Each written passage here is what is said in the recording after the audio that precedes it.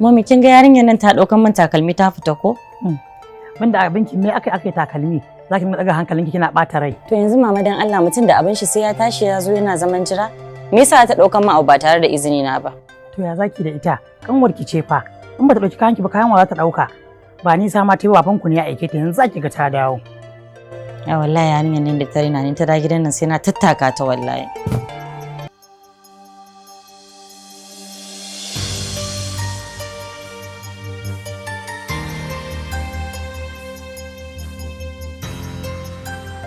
To kin gani ma ba takalmin ki ta saka ba kike ci aki barar da ita.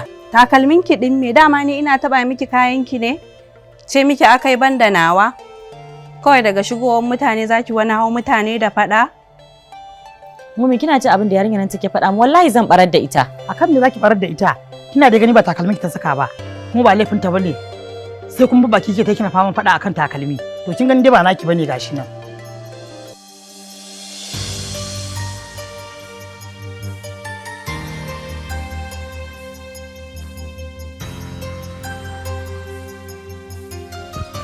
Yaya uwa ce ba kowa ke amsa sunan ba, wata koda bayan ramsu ba za ta amsa sunan ba.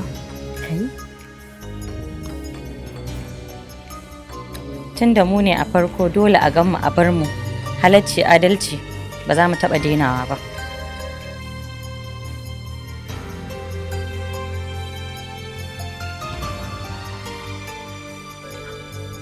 Sai da kika dake ni?